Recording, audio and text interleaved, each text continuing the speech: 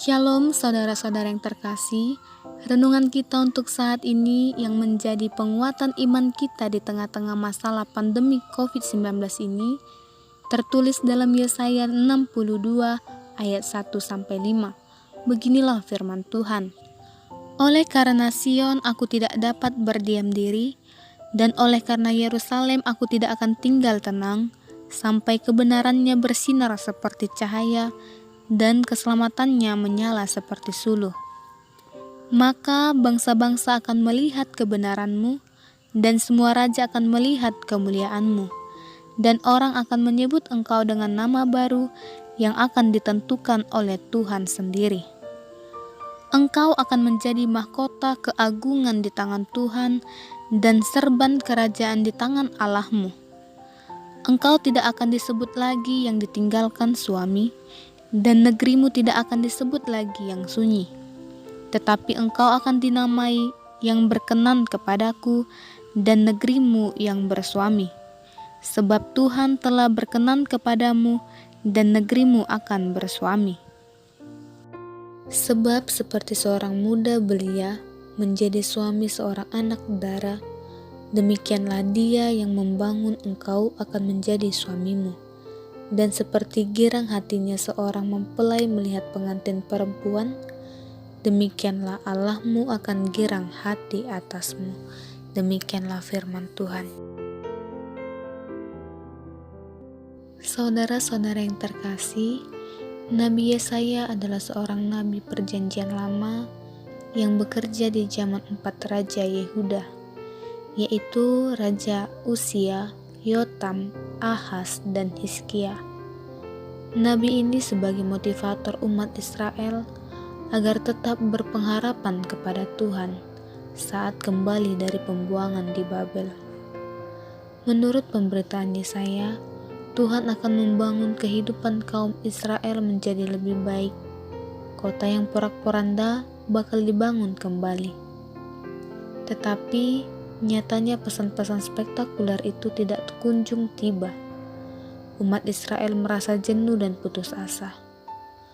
Melihat kondisi umat seperti itu, Yesaya kembali memotivasikan umat Israel agar tetap punya pengharapan kepada Tuhan saja. Yesaya benar-benar prihatin terhadap kehidupan bangsanya. Saudara-saudara yang terkasih, demikian juga dengan kita. Ayat ini menjadi ayat pengharapan bagi kita semua yang sedang berpengharapan kepada Tuhan atas bahaya yang sedang kita hadapi, yaitu ancaman virus corona atau yang disebut dengan COVID-19 yang sedang melanda dunia saat ini, sehingga membuat semua orang menjadi ketakutan. Oleh karena itu, ayat ini mengajarkan kita untuk tetap berpengharapan hanya kepada Allah dan Tuhan saja.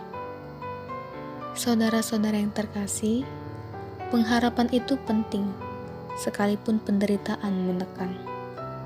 Apapun alasannya, Tuhan pasti menghadirkan damai dan sukacita menyelimuti kehidupan kita.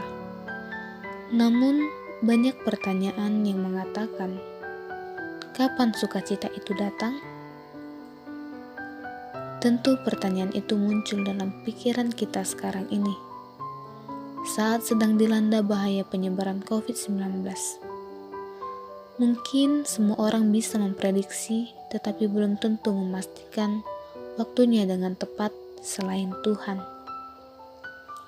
Apakah menanti waktu pembebasan Tuhan yang sampai sekarang ini belum jelas pada kita, membuat pengharapan orang percaya menjadi terkikis dan hilang?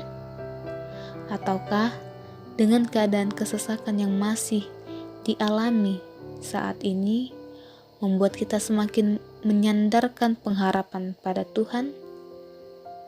Ingat, pengharapan orang percaya bukan di luar Tuhan, dan bukan pada seseorang yang dianggap hebat, melainkan hanya ada pada Tuhan saja. Ikuti sepenuhnya kemauannya Tuhan, jangan sesekali mengikuti kemauannya kita. Dengan demikian, pengharapan kita kepadanya diperhitungkan oleh Tuhan, dan Dia akan bertindak bertindak berdasarkan janjinya yang tertulis dalam Matius 28 ayat 20b yang mengatakan, "Aku menyertai kamu senantiasa sampai kepada akhir zaman." Tetaplah menaruh pengharapan hanya kepada Tuhan saja, karena hanya Tuhan saja yang mampu memberikan pengharapan yang sesungguhnya kepada setiap orang. Amin.